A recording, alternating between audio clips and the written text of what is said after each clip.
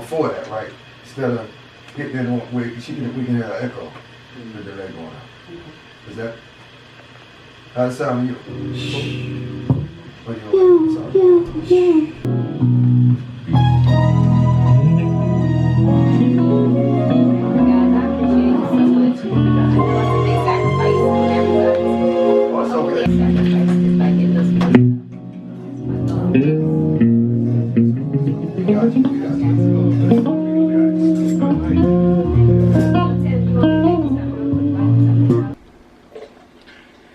Alright, so I just had a great rehearsal with the band for performing on Fox tomorrow, Wednesday. Tomorrow, Fox Philly on the Q Show. I'll be performing live with Felicia and the band, promoting the new song that I produced that is Felicia's, called Lollipop. And I'm going to unwind my day with a little live beat making. I have no idea what I'm feeling right now. I don't know if I want to turn up or what.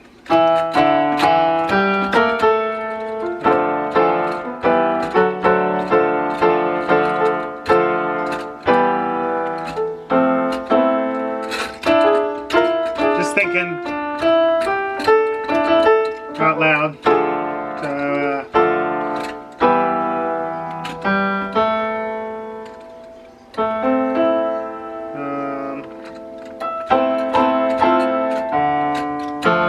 So maybe let's try some weird sounds. Just thinking of chords I could play, and how I can dress up. I mean, every chord progression's been done over the book, over the book, whatever, something in the book. So, just how can I dress up a chord progression that everyone's done? What's this? That's what. I'm good with theory, but I'm not fast with theory. That's what.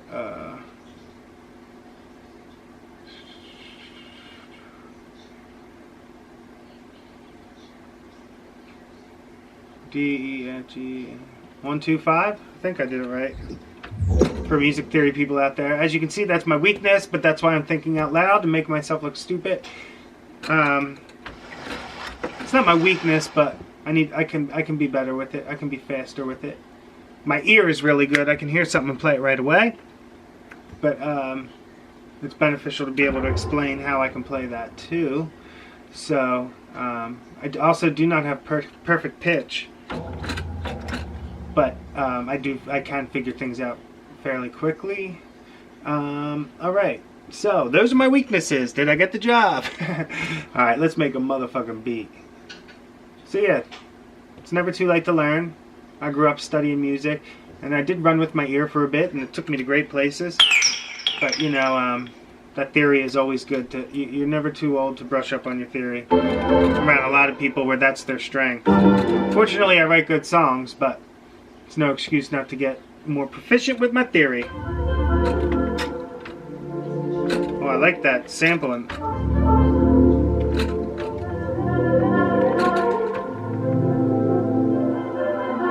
Oh, it sounds like some Drake shit. Maybe 110. Dun, dun, dun.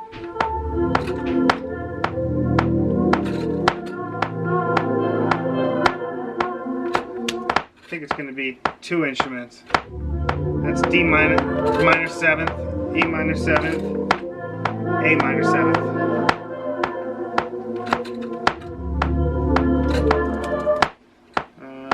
Okay, so.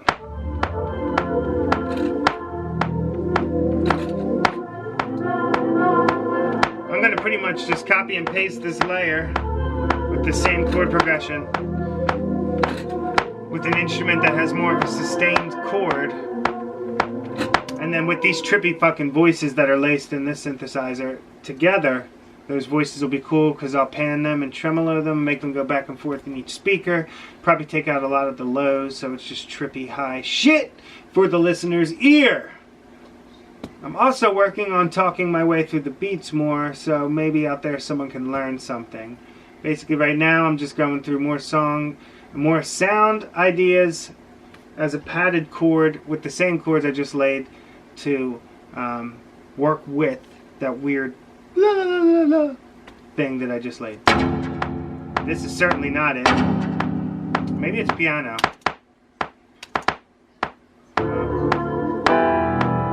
Could be. Maybe piano with some warped reverb and a little bit of a delay, maybe. Maybe, let's see.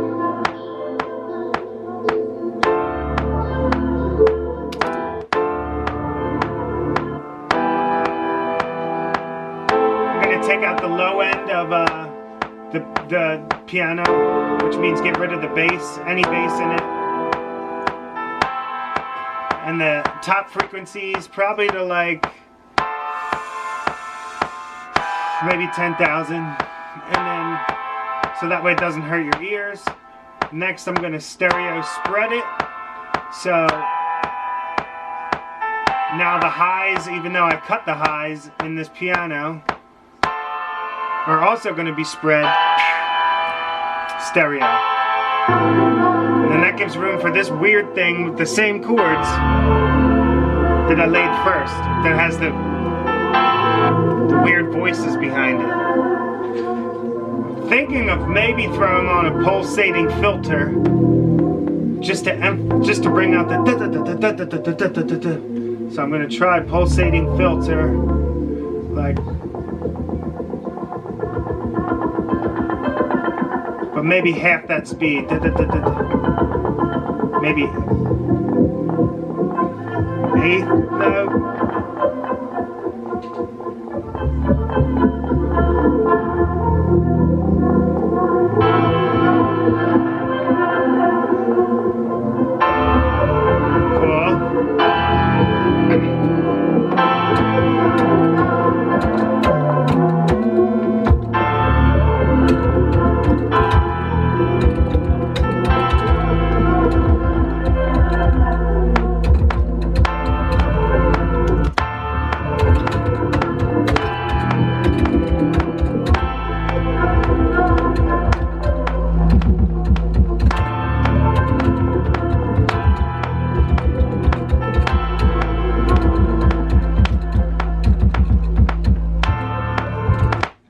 Now we got the bass. Hey! Alright, here we go.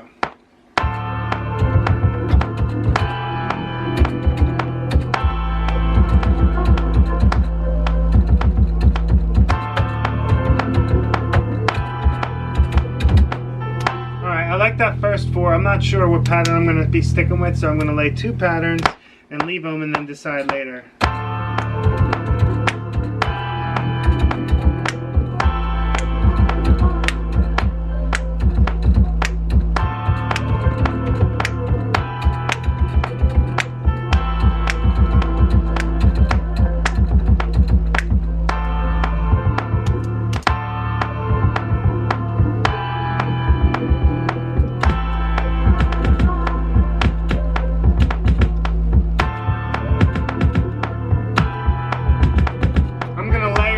Exactly with the 808.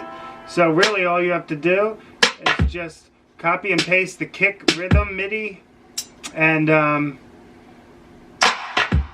you know, the kick was a bunch of bass notes, so then you just bring all those notes aligned with just the one kick MIDI line on your kick track, and now your kick's linked with your bass. I'm going to tune my kick down a little bit because I just want a thud. And I'm going to put a high cut filter on and take some of the high frequencies off. Maybe throw on a little drive. Fuck the drive. Little distortion. And then if the distortion sounds good, I might add a little bit of sub bass. And then turn the whole track back down. And then it won't be overpowering, but it'll fill the low frequencies around the 808 without interfering with it. That was a mouthful. And sometimes after I get this kick sound I want, I'll actually tune the kick back up with the same effects on there.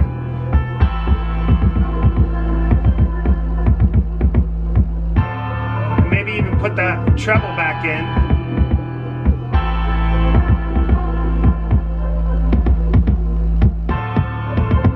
There we go. feeling Drakey.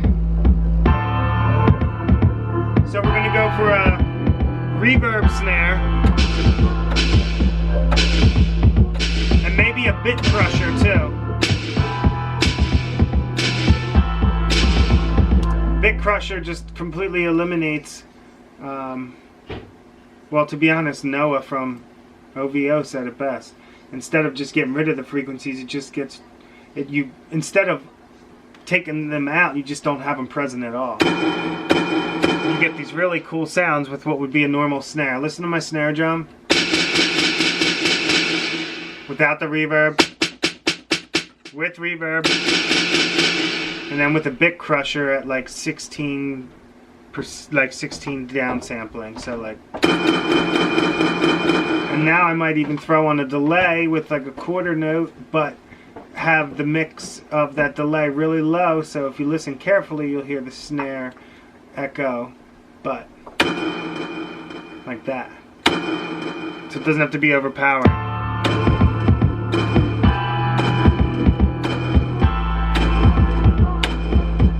So then I would lay this.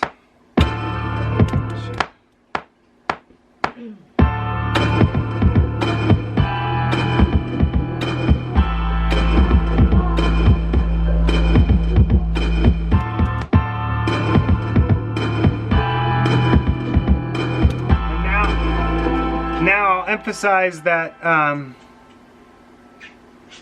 thanks Joe. Adrian, my cousin Adrian is tuning into the live stream as I'm filming Nappy Vlogs, and Adrian co-produced my single that's out, Freedom, and also another song we haven't released yet. So now we have that one snare with the bit crusher and the delay, echo, and the reverb. Now we're going to do a straight snare with nothing, and I'll probably do it in half time, so every other snare will be just a regular snare.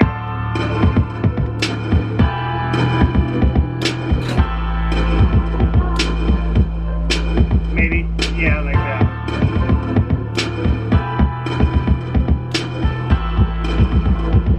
And then again, and then again. So now we're going to move on to the hi-hats.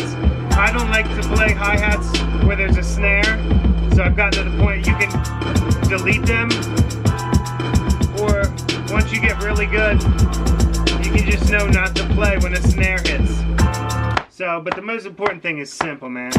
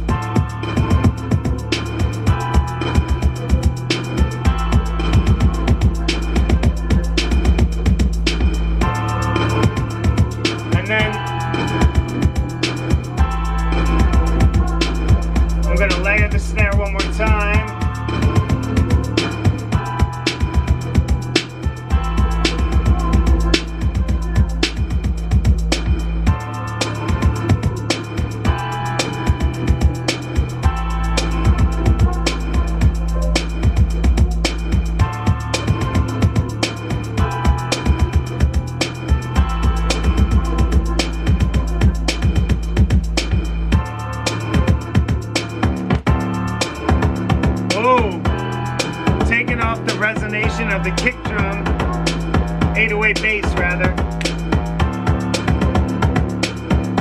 I kind of like that.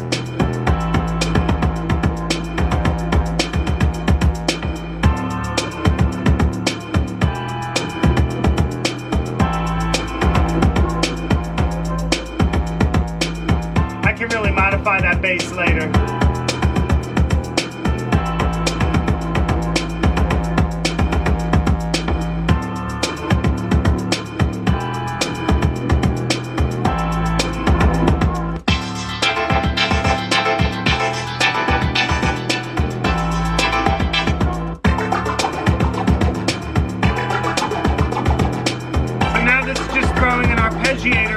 Same chord progression.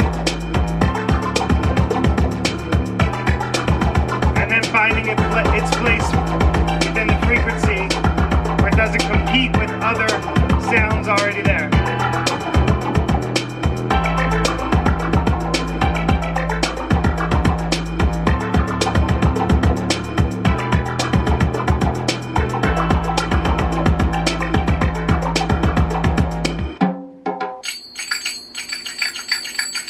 Let's try some Egyptian samples I got. Just because I don't have time to play this shit myself. Ugh.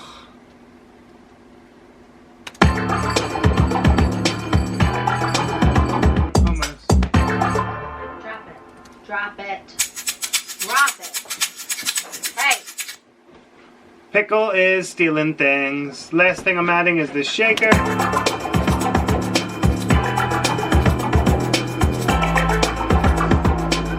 Spread it, stereo spread.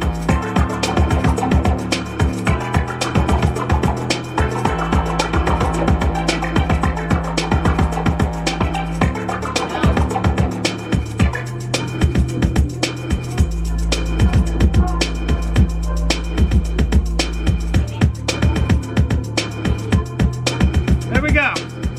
Making a funky beat. Thanks for tuning in. Hope you enjoyed today. Tomorrow, make sure you tune in to Fox Philly if you live in the area. I'll be performing around 12:30 on the Q show. And stay tuned tomorrow for an awesome vlog of my experience on live TV for the second time in my life in a week. Bye!